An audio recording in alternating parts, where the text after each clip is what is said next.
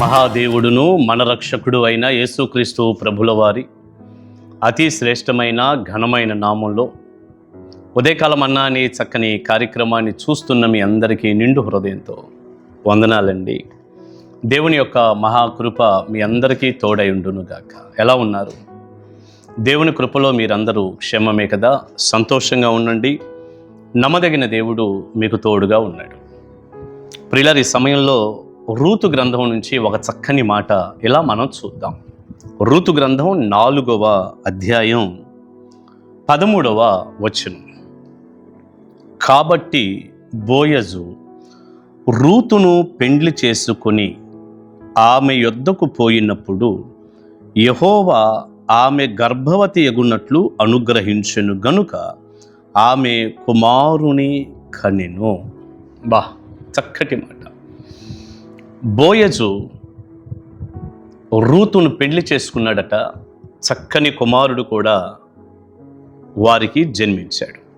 ఆ కుమారుని పేరు ఓబేదు అని పెట్టారు. ప్రియులారా, ఇక్కడ మనం గమనించాల్సిన ఒక చక్కని విషయం ఏంటంటే, మనం ఆరాధించే దేవుడండి మూడు బారినటువంటి జీవితాలను ఆయన చిగురింప చేస్తాడు. మూడు బారినటువంటి జీవితం ఉంది కదా, ఇక నా జీవితం అయిపోయింది,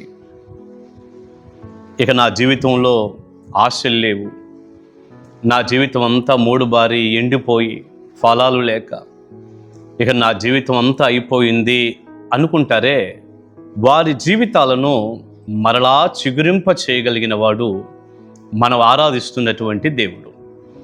దానికి ఈ రూతు యొక్క జీవితం ఎంత చక్కటి ఉదాహరణో కదా. వాస్తవంగా రూతు మోయాబు ప్రాంతానికి చెందింది. ఎలీమెలెకు కుటుంబం మోయాబు ప్రాంతం వెళ్ళినప్పుడు ఈ ఎలీమెలెకు పిల్లల్లో ఒక పిల్లవాడు రూతును వివాహం చేసుకున్నాడు. తర్వాత ఆ వ్యక్తి చనిపోయాడు. అతతో కలిసి రూతు ఒక విధవరాలుగా, భర్త లేనిదిగా బెత్లెహేం ప్రాంతానికి వచ్చింది. ఎండిపోయిన జీవితమే. ఒకవేళ నయోమిని మనం గమనించినా ఆమె జీవితం ఎండిపోయింది. భర్తను పోగొట్టుకుంది, పిల్లలిద్దరూ చనిపోయారు. ఆ చనిపోయిన బిడ్డల్లో ఒక బిడ్డ రూతు భర్త. టోటల్గా అన్నీ పోగొట్టుకుంది. ఆమెది ఎండిపోయిన జీవితమే. భర్తను పోగొట్టుకున్నటువంటి రూతుది ఎండిపోయిన జీవితమే, మూడు బారిపోయిన జీవితమే. మొత్తానికి పెద్ద వయసులో ఉన్న అత్తగారు, ఈ కోడలు, ఇద్దరు ఆడవాళ్ళు బెత్లెహేము ప్రాంతానికి వచ్చారు, అన్నీ పోగొట్టుకొని. మరి దేవుడు ఏం చేశాడు? వీళ్ళు పరిగేరుకోవటానికి ఏ పొలంలోకి అయితే వెళ్ళారో ఆ పొలానికి వాండర్గా ఉన్నటువంటి బోయజు రూతుని వివాహం చేసుకున్నాడు. ఆ పొలానికి వెళ్ళింది, పరిగేరుకోవటానికి వెళ్ళింది. నేను ఏదన్నా పరిగేరుకొని బతికేస్తాను, ఆ కింద పడిన ఆ కంకులు ఏరుకుంటాం, అవి తెచ్చుకొని దొల్లగొట్టుకొని ఆ వచ్చినటువంటి ఆహారంతో నేను నా అత్త ఒక ముద్ద అన్నం తింటామని పరిగేరుకోవటానికి వెళ్ళింది. కానీ దేవుడు ఎంత ఆశ్చర్యకరుడో చూడండి. రూతు ఏ పొలానికైతే పరిగేరుకోవటానికి వెళ్ళిందో ఆ పొలానికి వాండ్రం అయిపోయింది, యజమానురాలు అయిపోయింది, బోయజుకు భార్య అయింది. వారిద్దరి దాంపత్య జీవితాన్ని దేవుడు ఆశీర్వదిస్తే ఓ చక్కని బిడ్డ పుట్టాడు, ఓబేదు. ఆ బిడ్డను చూసుకొని అసలు ఆ నయోమి ఎంత సంతోషించింది, ఎంత ఆనందపడిపోయింది. మరలా చిరునవ్వు, మరలా సంతోషం నయోమి కుటుంబంలోకి వచ్చేసిందిగా. రూతు జీవితాన్ని ఎంత దేవుడు చిగురింప చేశాడు, తిరిగి ఎంత సంతోషకరమైన వాతావరణాన్ని ఆ కుటుంబంలో ఇచ్చాడు దేవుడు. ఆశ్చర్యమే కదా. భర్తను పోగొట్టుకొని ఒక విధవరాలుగా ఏదో పరిగేరుకొని కూలి పని చేసుకొని బ్రతుకుదామని బెత్లెహేం ప్రాంతానికి వచ్చిన ఒక ఆడమనిషి జీవితాన్ని దేవుడు ఎంత ఆశీర్వదించాడు, ఎంత దీవించాడు.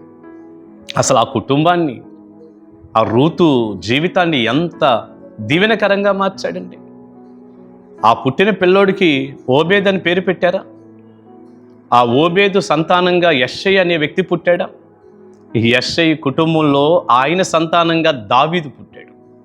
అంటే ఓబేదు దావీదుకు తాత అన్నమాట. దావీదు సంతానంలో నుంచి మన ప్రియ రక్షకుడైన ప్రభు అయిన యేసుక్రీస్తు వారు ఈ లోకానికి వచ్చాడు. ఆశ్చర్యం.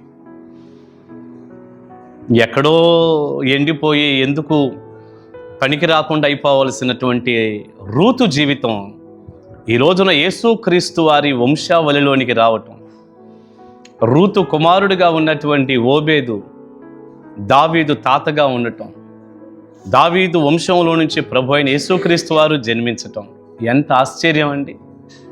ఏం చేయగలడు దేవుడు? ఏదైనా చేయగలడు. ఆయన చేయలేనిది ఏముందండి? 3 బారిపోయినటువంటి జీవితాలను ఆయన చిగురింప చేయగలడు. మారా జలాన్ని మధురంగా మార్చాడని మనం చదువుతాంగా నిర్గమాకాండంలో 15-16 అధ్యాయాలు ధ్యానం చేస్తున్నప్పుడు మారా జలాన్ని మధురంగా ఆయన మార్చాడని ఉంటుంది అక్కడ. మారా జలాన్ని చేదుగా ఉన్నటువంటి అనుభవాలను తీయగా మార్చగలడు. ఎండిపోయిన జీవితాలను మరలా చిగురింప చేయగలడు. దేవునికి అసాధ్యమైనది ఏముంది? ఒకసారి ప్రభువే అన్నాడు, యెహోవాకు అసాధ్యమైనది ఏదైనా కలదా అని. ప్రియబిడ్డ, ఈ మంచి ఉదయకాలం నీ జీవితంలో ఏదైనా ఒక దుఃఖం గుండా నువ్వు వెళ్తుంటే, వేదన గుండా వెళ్తుంటే, సమస్య గుండా నువ్వు వెళ్తుంటే, కష్టం గుండా నువ్వు వెళ్తుంటే, ఎండిపోయిందయ్యా నా జీవితం, 3 బారిపోయింది, మొత్తం చేదైన అనుభవాల గుండా నేను వెళ్తున్నాను అని కనుక నువ్వు అనుకుంటే సంతోషంగా ధైర్యంగా ఉంది. ఎండిపోయిన నీ జీవితాన్ని చిగురింప చేయగలిగిన వాడు ప్రభు అయిన యేసుక్రీస్తు. ఆత్మ సంబంధమైన దీవెనలు, భౌతికపరమైన ఆశీర్వాదాలతో దేవుడు దీవిస్తాడు. మీ కన్నీటిని దేవుడు నాట్యంగా మారుస్తాడు. సంతోష సమాధానాలు ప్రభు కలగచేస్తాడు. తోడుగా ఉంటాడు. అయితే ఒక్క పని మాత్రం మీరు చేయండి. అదేంటో చెప్పనా? రూతు దేవుని రెక్కల క్రిందకి ఎలా వచ్చిందో, ఇశ్రాయేలు దేవుణ్ణి ఆశ్రయించటానికి ఎలా వచ్చిందో బెత్లెహేం ప్రాంతానికి అత్తను ప్రేమిస్తూ దేవుని సన్నిధికి ఎలా రాగలిగిందో, మీరు అలా దేవుని సన్నిధిలో దేవునితో దేవుని రెక్కల క్రింద మీరు ఉండగలిగితే తప్పనిసరిగా దేవుడు ఎన్ని దీవెనలు ఇస్తాడో, మీ జీవితాన్ని ఎంత చిగురింప చేసి దీవిస్తాడో మీరే చూద్దురు. గాని ప్రభువుని ఆశ్రయిస్తారుగా, తప్పకుండా మీ కన్నీరు తుడుచుకోండి. దేవుడు మీకు నవ్వుని ఇవ్వబోతున్నాడు. మీ జీవితం చిగురింపబడబోతుంది. మీ పిల్లలు బాగుంటారు, కుటుంబాలు బాగుంటాయి.